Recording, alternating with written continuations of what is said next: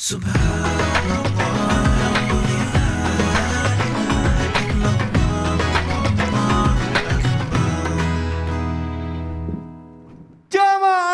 oh jamaah. Alhamdulillah. Alhamdulillah jamaah masih di Islam itu Indah. Dan untuk jamaah yang baru bergabung hari ini kita sedang membahas tema yang sangat luar biasa. Temanya adalah lakukan ini insya Allah jasad tidak hancur oleh tanah. Nah seperti janji saya tadi sebelum iklan. Sekarang saya akan memberikan kesempatan untuk jamaah pertanyaan akan dijawab sama guru-guru kita. Sekarang kita akan masuk ke segmen Tanya Dong Ustadz. Kami semua tanya dong Ustadz.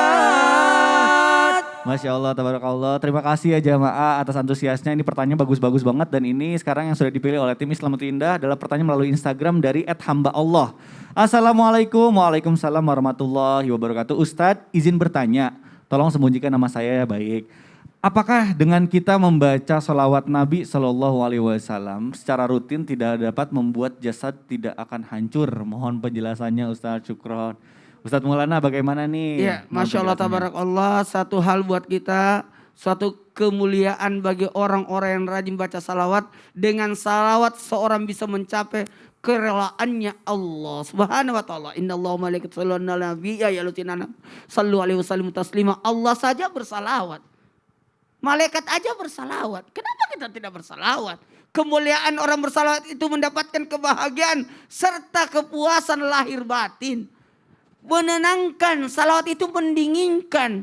Bagaimana mungkin orang yang rajin bersalawat itu bisa hancur tanah dimakan tanah? Enggak. Orang yang rajin bersalawat diberikan kemuliaan luar biasa. Masya Allah, tabarakallah. Oh ini anak-anak muda nih Nah, yang suka tahu, apalagi marawis-marawis. Oh itu luar biasa ya. Itu luar biasa, semangat terus ya. Luar biasa. Bahkan orang yang rajin bersalawat diampuni seluruh dosanya.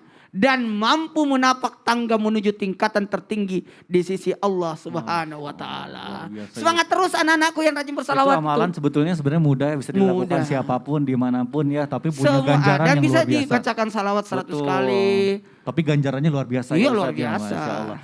Baik kita lanjut ke pertanyaan kedua nih dari Instagram @cici_sri. Assalamualaikum, waalaikumsalam warahmatullahi wabarakatuh. Ustadz, kalau orang pernah mencuri air di sumur orang dan orang tersebut sampai sekarang nggak tahu, terus orang yang mencuri itu sekarang sadar dan bertobat kepada Allah Subhanahu wa taala, apakah harus minta maaf juga ke orangnya yang dicuri airnya? Kalau misalkan yang mencuri malu dan hanya bertobat kepada Allah saja, apakah tobatnya itu diterima Ustadz? Ini pertanyaan teman saya Ustadz, mohon jawabannya. Jazakumullah khairan. Baik Ustadz Azhari boleh silakan dijawab. Untung aja Allah kasih fasilitas kita taubat. Bayangkan kalau Allah nggak kasih fasilitas taubat dengan kita yang sering banget buat dosa, wah kayaknya selesai hidup kita. Cuman kalau taubatnya ke Allah, ya, yang pertama menyesal, ya, yang kedua berjanji tidak mengulangi lagi, yang ketiga istighfar kepada Allah Subhanahu wa taala.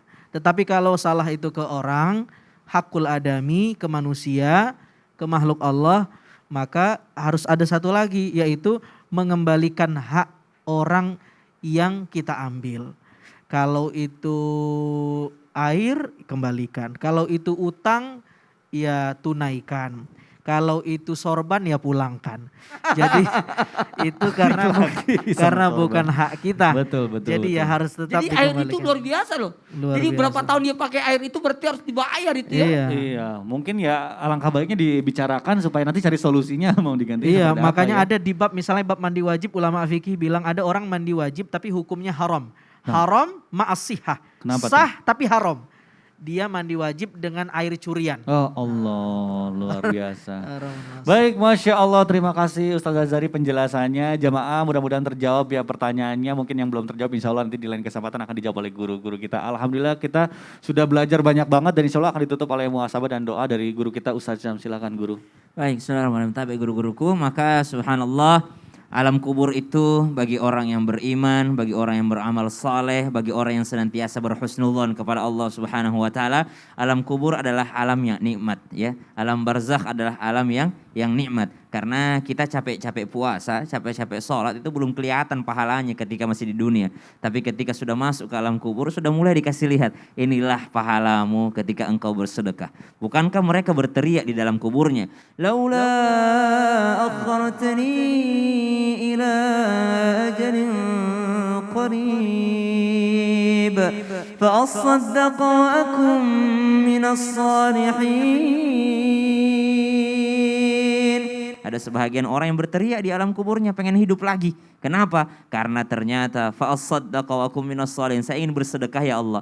Saya ingin menjadi orang yang siddiq, saya ingin menjadi orang yang jujur. Saya ingin menjadi orang yang saleh ya Allah. Kenapa? Karena ketika sudah masuk alam kubur disitulah Allah memperlihatkan pahalanya kebaikan kita.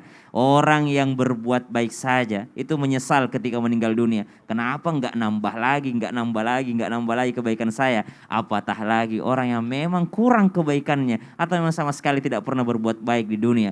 Maka jikalau kita ingin mengejar kebahagiaan di alam kubur, maka modalnya adalah ketika kita masih hidup. Mumpung Allah masih kasih waktu kita sejam, 2 jam sehari, setahun, ya 100 tahun. Mumpung Allah kasih kita waktu, mari kita berbuat baik. Insya Allah jangan takut masuk ke alam kubur, karena orang yang berbuat baik insya Allah di alam kuburnya justru mendapatkan kebahagiaan. Tapi sebaliknya, jikalau kita tidak punya kebaikan, maka di alam kubur itu adalah terminal pertama tadi kata guru kita untuk mendapat daripada siksa Allah Subhanahu wa taala. Na'udzubillahi min dzalik. Bismillahirrahmanirrahim. Alhamdulillahi rabbil alamin. Allahumma shalli ala sayyidina Muhammadin wa ala alihi wa sahbihi wa sallim.